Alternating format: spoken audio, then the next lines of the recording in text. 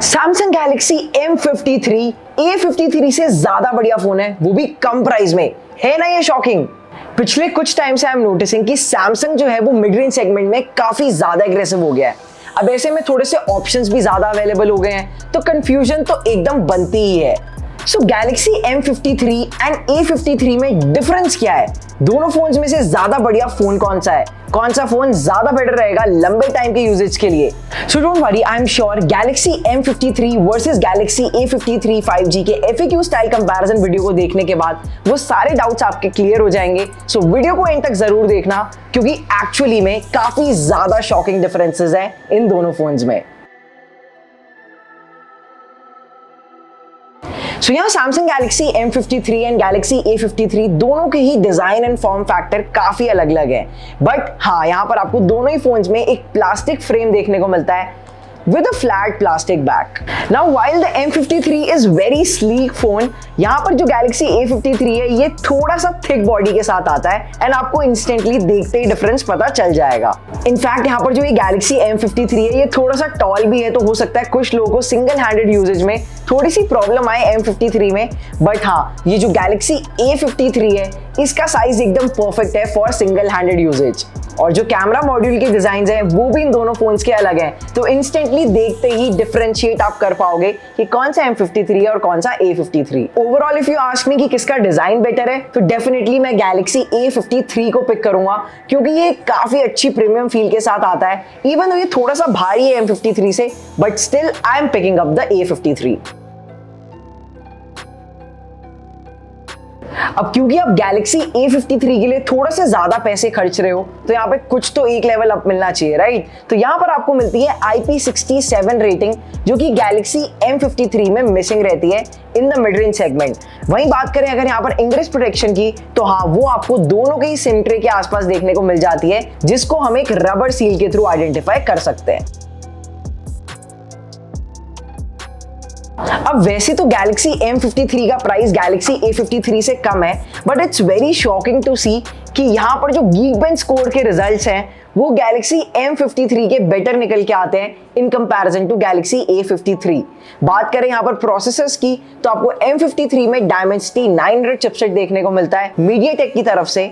वहीं यहाँ पर गैलेक्सी A53 में आपको सैमसंग का Exynos 1280 चिपसेट देखने को मिलता है। सिंगल कोर स्कोर्स तो गैलेक्सी A53 के ज्यादा थे, बट जो ओवरऑल मल्टी कोर स्कोर निकल के आया वहां पर गैलेक्सी M53 A53 को बीट कर देता है। बाकी AnTuTu बेंचमार्क चलाने में दोनों ही फोन्स में दिक्कत आ रही थी, क्योंकि एक मैसेज पॉपअप हो रहा था कि Samsung is not able to parse the package। तो मुझे समझ नहीं आया। अगर किसी को इसका सॉल्यूशन पता है तो मुझे नीचे कमेंट्स में जरूर बताना, ताकि मैं आगे वाले Samsung फोन्स में AnTuTu बेंचमार्क टेस्ट कर पाऊं। अब आप लोग नोटिस कर रहे होंगे कि जो 3.5mm हेडफोन जैक पिछले साल सारे फोन्स में मिसिंग रहता था, 2022 में काफी सारे फोन्स में वापस आ गया। एंड आई एक्सपेक्टेड कि गैलेक्सी M53 में तो होगा ही, क्योंकि मिड रेंज सेगमेंट है ये, बट ना ही नीचे ना ऊपर कहीं पर भी 3.5mm हेडफोन जैक नहीं है। And same is the case with this almost a premium phone which is the Galaxy A53। यहाँ पर भी कोई हेडफोन जैक के लिए स्लॉट नहीं दिया गया है। यस, ये दोनों ही फोन्स में आपको Corning Gorilla Glass 5 की प्रोटेक्शन देखने को मिल जाती है, but only on the front. यहाँ पर हो सकता है कुछ लोगों को लगे कि यार गैलेक्सी A53 कहीं ग्लास बैक तो नहीं है, but no, it is all plastic back, इसीलिए यहाँ पर बैक साइड पर कोई Corning ग्लास की प्रोटेक्शन नहीं है। बट हाँ, एक बार को मैं भी धोखा खा गया था, मुझे भी ऐसा लगा कि ये ग्लास बैक है। बाकी आई वुड सजेस्ट कि यार फ्रंट साइड पर आपको प्रोटेक्शन जरूर मिलती है Corning की तरफ से, बट यार एक टेम्पर्ड ग्लास यूज कर लेना, ताकि फोन पर इतने ज्यादा स्क्रैचेस ना आए एंड कभी एक्सीडेंटली ड्रॉप हो जाए तो फोन की स्क्रीन ब्रेक ना हो। अब क्योंकि डिस्प्ले के बारे में बात स्टार्ट हो ही गई है, तो मैं आपको बता दूं कि मेरी डेली लाइफ यूजेज में मुझे डेफिनेटली गैलेक्सी A53 का डिस्प्ले ज्यादा बेटर लगा in comparison to M53। And instantly realise हो गया कि what are you paying extra for. Even तो यहाँ पर इन दोनों ही फोन्स में आपको एक full HD plus super AMOLED display देखने को मिलता है विद 120 हर्ट्ज रिफ्रेश रेट, जिसको आप एडजस्ट कर सकते हो सेटिंग्स में जाके मोशन स्मूथनेस में। बट जो ओवरऑल डिस्प्ले एक्सपीरियंस है वो गैलेक्सी A53 का थोड़ा सा ज्यादा बेटर था। यहाँ पर एक बार मैं पीक ब्राइटनेस ब्राइटनेस की भी बात करूं तो वो आपको Galaxy A53 में Samsung on papers around 800 nits की ऑफर कर रहा है एंड वहीं यहाँ पर Galaxy M53 में it's somewhere around 400 to 500 nits, जो कि Samsung ने स्पेसिफिकली मेंशन नहीं किया है। बट हमने यहाँ पर एक लक्स मीटर टेस्ट करके देखा अपने स्टूडियो में, जिसमें हमने एक वाइड स्क्रीन HDR में ऑन कर ली यूट्यूब पर एंड यहाँ पर आप लक्स मीटर का स्कोर चेक कर ही सकते हो। ऑलमोस्ट अराउंड 600 निट्स दिख रही है M53 में एंड अराउंड 650 निट्स दिख रही है Galaxy A53 में। तो मैं थोड़ा सा कंफ्यूज हो गया कि हर जगह स्पेक्स चार्ट में तो M53 में 400 से 500 निट्स ही दिखा रहा था, तो ये कैसे पॉसिबल हो गया। तो ऐसा करता हूँ, एक बार एक ब्राइट सी वीडियो मैं आपके यहाँ पर स्क्रीन पर चला देता हूँ, 5 से 10 सेकंड के लिए आप भी देखो एंड जज करके मुझे बताना कि दोनों में से किसकी डिस्प्ले आपको ज्यादा बेटर लग रही है। बाकी अगर आपको वीडियो पसंद आ रही हो तो लाइक करो, चैनल पर पहली बार आए हो तो make sure with that red subscribe button, क्योंकि यार सब्सक्राइब करना बहुत जरूरी है। So this is a very practical question कि यार जब हम आउटडोर एनवायरनमेंट में ब्राइट सनलाइट में फोन यूज करते हैं, दिल्ली में धूप ही इतनी पड़ रही है, तो दोनों में से कौन से फोन की डिस्प्ले बेटर रहेगी। तो डेफिनेटली इसका भी हमने टेस्ट किया एंड रिजल्ट्स मैं आपको एक बार दिखाई देता हूं।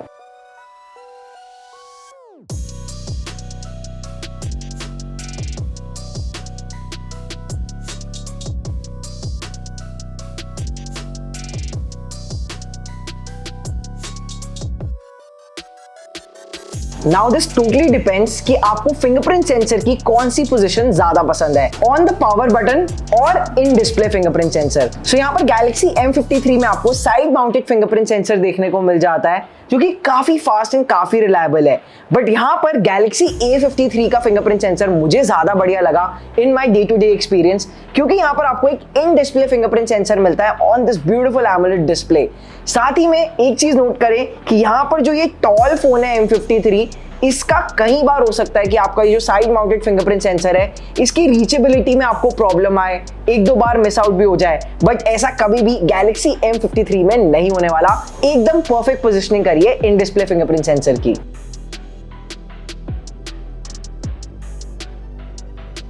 No guys, there is no wireless charging feature in any of these Samsung phones। जैसे कि मैंने अभी आपको बताया कि ये दोनों फोन्स ही प्लास्टिक बैग के साथ आते हैं, तो प्लास्टिक बैग में ऑब्वियसली वायरलेस चार्जिंग फीचर देना पॉसिबल नहीं है।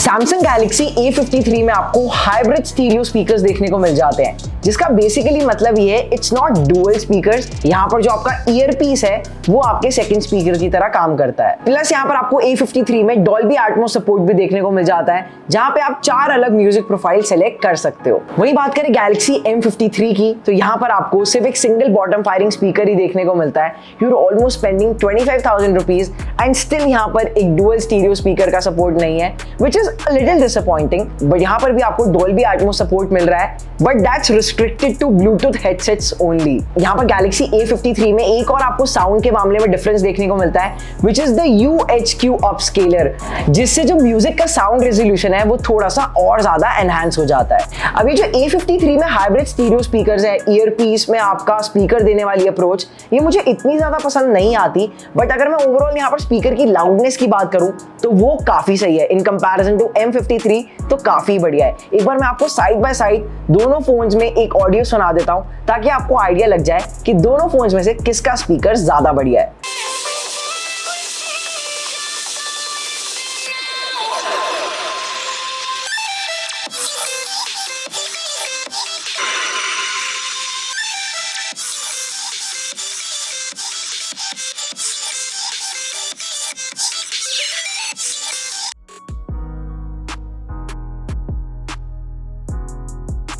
So guys, I played a couple of games on both of these phones and यहाँ पर हाँ थोड़ा सा फर्क था ओवरहीटिंग के मामले में दोनों ही फोन्स में। इवन तो यहाँ पर आपको ये दोनों ही फोन्स में प्लास्टिक फ्रेम देखने को मिलता है, मेटल फ्रेम नहीं है। बट Galaxy A53 थोड़ा सा ज्यादा वार्म अप हो रहा था इन कंपैरिजन टू M53।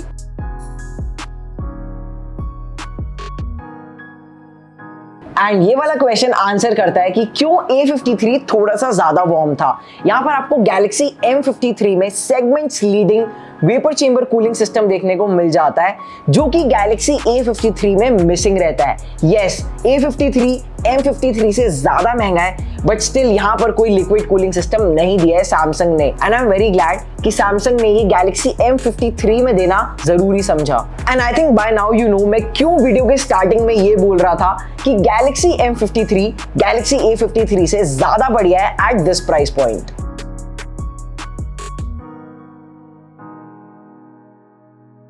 अब मुझे पता है आप लोगों को BGMI ग्राफिक सेटिंग से बहुत ज्यादा फर्क पड़ता है आजकल, यार 90 FPS है या नहीं, एक्सट्रीम फ्रेम रेट मिलेगा कि नहीं। तो यहाँ पर मैं आपको बता दूं, दोनों की ग्राफिक सेटिंग्स आप स्क्रीन पर देख सकते हो। यहाँ पर Galaxy M53 में आपको स्मूथ के साथ एक्सट्रीम फ्रेम रेट का भी ऑप्शन मिल जाता है, साथ ही में आपको HD के साथ अल्ट्रा फ्रेम रेट का ऑप्शन मिलता है, इवन तो यहाँ पर HDR ग्राफिक्स अभी अवेलेबल नहीं है। वही बात करूं यहाँ पर Galaxy A53 की, जो कि थोड़ा सा ज्यादा महंगा है, एंड यहाँ पर आपको Exynos 1280 चिपसेट मिलता है, वो सिर्फ HD ग्राफिक्स के साथ हाई फ्रेम रेट का ही ऑप्शन है। यहाँ पर अल्ट्रा फ्रेम रेट नहीं है, इनफैक्ट स्मूथ ग्राफिक्स के साथ भी अल्ट्रा या एक्सट्रीम फ्रेम रेट का ऑप्शन नहीं मिलता।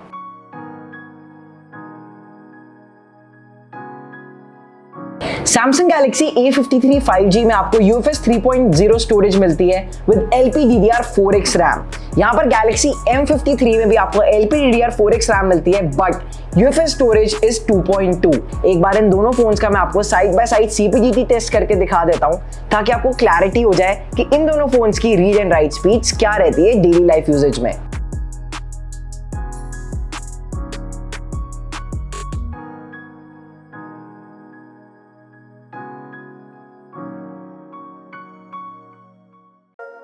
अब मैं नोटिस कर रहा हूं कि ये ना काफी कॉमन क्वेश्चन हो गया है। जब से सैमसंग और एप्पल फोन्स में eSIM सपोर्ट आया है, तब से ऑलमोस्ट सारे फोन्स में लोग एक्सपेक्ट कर रहे हैं कि eSIM सपोर्ट जल्दी से आने लग जाएगा, बट यहाँ पर Galaxy M53 and Galaxy A53 5G दोनों में ही eSIM सपोर्ट नहीं है। यहाँ पर आपको सिम कार्ड स्लॉट में ही SIM1 एंड SIM2 का ऑप्शन देखने को मिल जाता है। सो यहाँ पर इन दोनों फोन्स के हाइब्रिड सिम कार्ड स्लॉट्स में आप सेकेंड सिम कार्ड को इंस्टॉल कर सकते हो।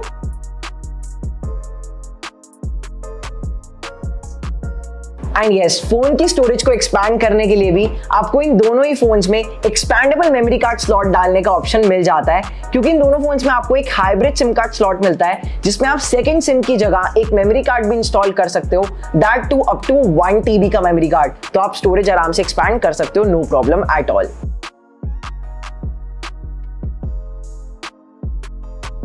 सरप्राइजिंगली दोनों ही सैमसंग फोन्स में आपको 5000 mAh की बैटरी देखने को मिलती है, बट जैसे कि मैं बार बार कह रहा हूं M53 A53 से बेटर है, तो उसका एक और प्रूफ है स्क्रीन टाइम। यहाँ पर Galaxy M53 में आपको almost 8 hours of screen on time मिलता है, and that's what I have reported.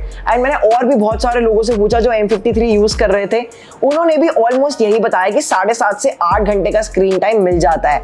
बात करो अगर Galaxy A53 5G की, तो इसमें आपको screen time almost around 6.5 hours के आसपास को मिलता है। बट दोनों ही फोन में सेम बैटरी है, तो डिफरेंस कहाँ है? डिफरेंस है प्रोसेसर्स में। यहाँ पर जो Galaxy M53 में आपको Dimensity 900 चिपसेट देखने को मिलता है, वो थोड़ा सा Exynos 1280 चिपसेट से ज्यादा एफिशिएंट है in terms of battery life.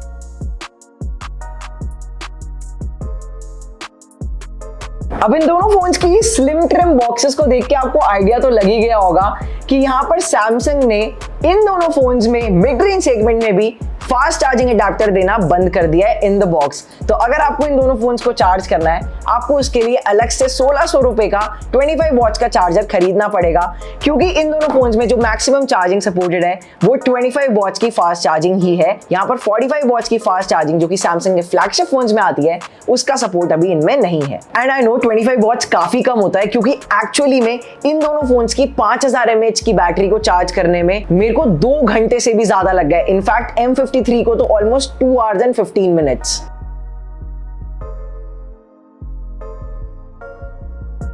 Now talking about the 4G plus carrier aggregation, जो कि आजकल के फोन्स में इंपॉर्टेंट हो गया है। अब मुझे पता है कि 5G लॉन्च हो रहा है, तो 4G plus तो स्टेबल होना ही चाहिए, and 4G plus career aggregation यही इंश्योर करता है। अगर आपको नहीं पता कैरियर एग्रीगेशन क्या होता है, तो मैं नीचे डिस्क्रिप्शन में अपनी वीडियो का लिंक दे देता हूं, आप वो वीडियो जाके देखो, आपको एग्जैक्टली आइडिया लग जाएगा। सो यहाँ पर M53 एंड A53 5G दोनों में ही आपको 4G plus LTE plus का साइन देखने को मिल जाता है, and that too with 2 carrier aggregation, जो कि नेट मॉन्स्टर की ऐप ने रिपोर्ट किया।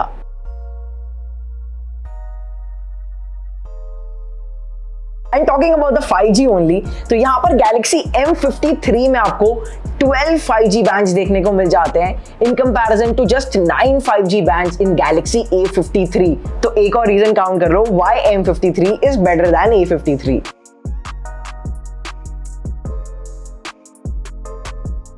So yes, that's the best part about most of the Samsung phones। यहाँ पर आपको ऑटोमेटिक कॉल रिकॉर्डिंग का ऑप्शन देखने को मिल जाता है इन द डायलर ऐप, जो कि काफी बढ़िया है। थैंकफुली Samsung के फोन्स में गूगल का डायलर नहीं आता, नहीं तो ये वाला फीचर मिसिंग रहता। तो यहाँ पर आप ऑटो रिकॉर्डिंग कॉल्स का ऑप्शन ऑन करके कॉल्स को ऑटोमेटिकली रिकॉर्ड कर सकते हो।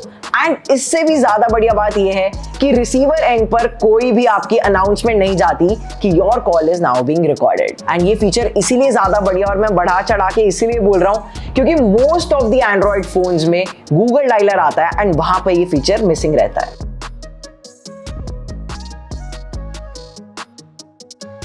Yes, finally Samsung ने भी एक्सटेंडेड रैम यानी कि वर्चुअल रैम वाला फीचर देना शुरू कर दिया अपने फोन्स में। यहाँ पर Galaxy M53 5G में आपको up to 6 GB of virtual RAM देखने को मिल जाती है using the RAM plus technology by Samsung। वहीं यहाँ पर Galaxy A53 5G में आपको up to 8 GB of extended RAM देखने को मिल जाती है, यानी कि total of 16 GB of RAM on the A53 5G।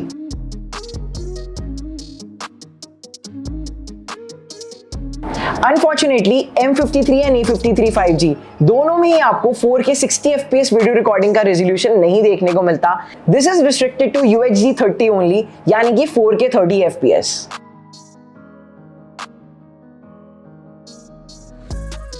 Talking about the video stabilisation part, तो यहाँ पर आपको Galaxy A53 5G में OIS सपोर्ट देखने को मिल जाता है बिकॉज जो प्राइमरी लेंस है 64 मेगापिक्सल का वो OIS के साथ आता है। बट यहाँ पर Galaxy M53 में OIS नहीं मिलता, आपको सिर्फ EIS ही मिलता है। यहाँ पर अगर मैं बात करूँ सुपर स्टेडी मोड की, तो दोनों फोन्स की वीडियो ऐप में जाके जब आप सुपर स्टेडी मोड ऑन करते हो तो ये रिस्ट्रिक्टेड हो जाता है to full HD 30 FPS resolution only, यानी कि 1080p रेजोल्यूशन विद 30 FPS।